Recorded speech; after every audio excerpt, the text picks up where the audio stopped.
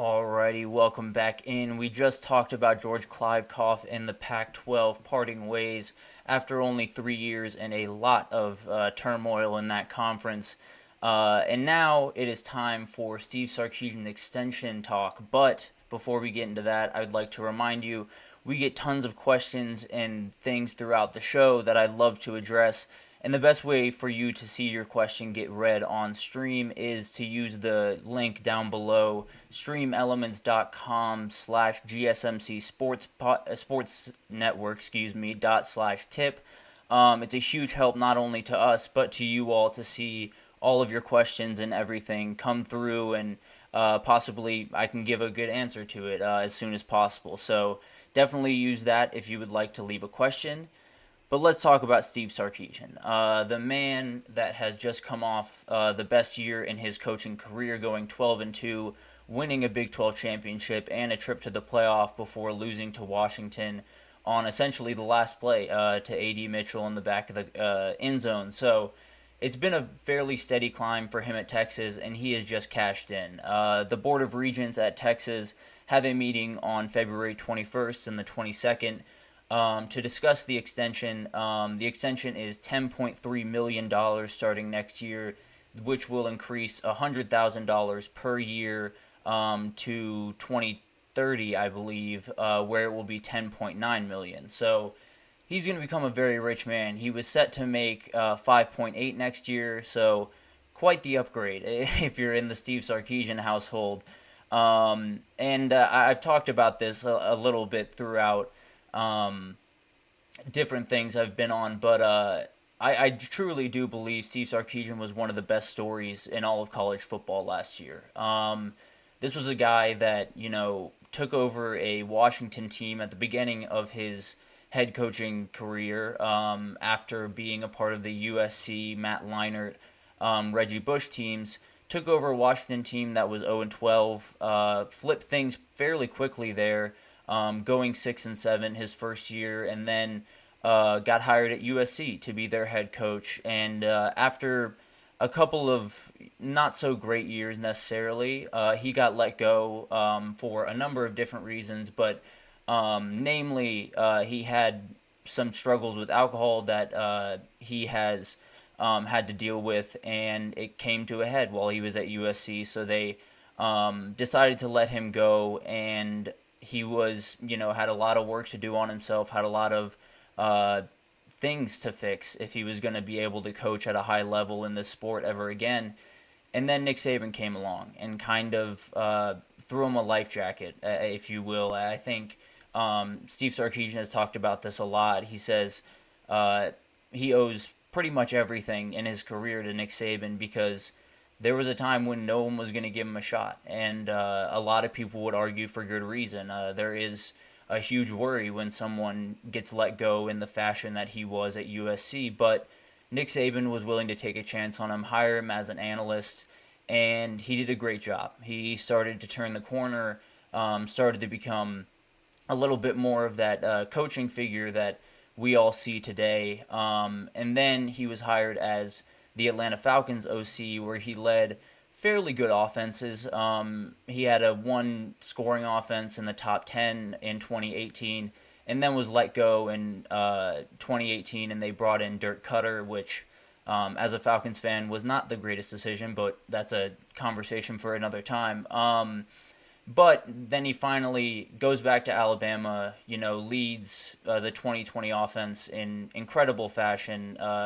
Devontae Smith wins Heisman, and then he comes over to Texas. And he's talked about it a lot, but he had gotten head coaching offers prior to the Texas call, but he said once Texas, gave him a ring, he said he had to answer. He had to take this opportunity and see what he can build, and it's been pretty incredible to watch. Obviously, the first season was not necessarily the prettiest thing in the world, a 5-7 record with too many off-field things, too many off-field sound bites or issues to even count, if I'm being totally honest. There was a little problem with a monkey, if you might remember. I won't get into details there, but there were a lot of things going on his first year that were somewhat out of his control. But in his first year, he did some really incredible things. And I think the real main thing he did right from the get-go when he got there was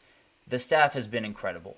Pretty much right when he started, he hired Kyle Flood from Alabama. He hired Pete Kwiatkowski from Washington, and both those guys are still there. So going into your fourth year with the same coordinators and a lot of the same staff, really, he did have to replace Jeff Choate at linebacker coach, but he replaced him with Johnny Nansen, who is a wildly popular guy who used to be the Arizona defensive coordinator.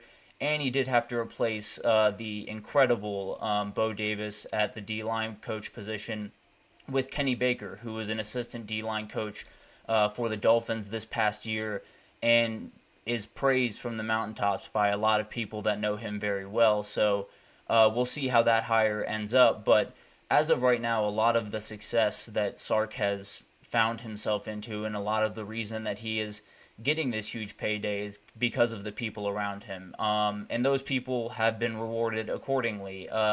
Jeff Banks, the tight end coach and special teams coordinator, who has also been there from the get-go. So all three coordinators on all three sides of the ball still with Texas 4 years into his tenure. Just a thing that doesn't happen very often. So a huge benefit to not only him but to Texas in general. But Jeff Banks did get a huge raise, set to make $1.8 million next year, along with Kyle Flood, the offensive coordinator, 1.9, and then Pete Kwiatkowski is set to make 1.9 next year as well. All of these guys upgraded significantly and with good reason. They've all been very, very good at what they do. And I don't think this will be the last coach at Texas to get a raise this offseason. I think Tashard Choice is in line to get something really, really beneficial to him in terms of a contract extension because the dude has been incredible. I tend to believe if you're taking out Brian Hartline, he might be the best position coach in all of college football right now. And it has a lot to do with, obviously, his recruiting ability, bringing in tons of number one guys, including C.J. Baxter, Jaden Blue. He coached Jahmyr Gibbs while he was at Georgia Tech and was a huge reason why Jahmyr Gibbs even ended up at Georgia Tech, which is a question a lot of people have been asking since watching him on the Lions. But it's really Tashard Choice. He's been really incredible, and it's another testament to just how good Steve Sarkisian has been at getting the right guys in the building, getting the guys in the building that you can trust, that can develop these guys and get the best out of them. And that's something that Texas struggled with under Charlie Strong and Tom Herman. It felt like both those guys coming from slightly smaller jobs in terms of general scope. Obviously, Tom Herman coming from Houston, it's a totally different ball game. Charlie Strong coming from Louisville, even totally different ball game when you talk about what goes on at Texas compared to what goes on at Louisville. And both those guys just didn't have the staff around them to be super successful. Sark handled that from day one, and he's getting a massive reward because of it. There are tons of incentives that he can get throughout this contract. $300,000 for winning the SEC championship, which they have a really good chance to do this year. $250,000 for making the college football playoff, $500,000 for making the quarterfinal, $3 quarters for semifinal, $1 million for national championship game appearance, and then 1.25 for winning the national title.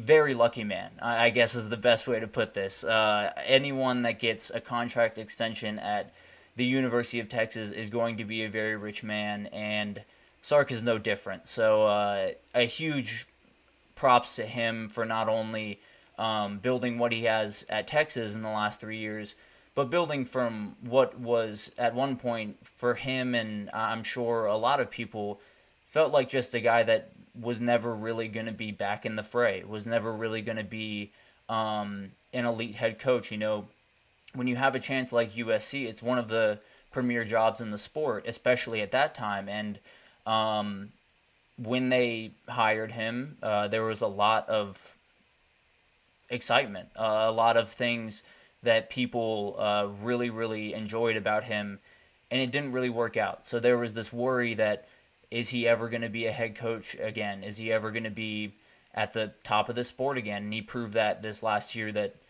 he's not going anywhere. He has every intention to be around this sport for a very long time, at the very least till 2030. And he has really, really good setup here at Texas. So I think that's one of the biggest things for him is you have this incredible opportunity right in front of you. You've seen what it's like to miss, to stumble, and to not hit what you're supposed to, not be who you're supposed to be in a lot of ways. And he's finally got his opportunity, found a place here in Texas, and he's ready to stay. He's ready to lock in and be a part of Texas lore, hopefully, down the road. And a huge credit to him, not only as a football coach, but obviously as a person, getting over what he got over and getting to this point. It's just an incredible story and one of the best stories in all of the sport right now. But that will do that for the Steve Sarkisian talk.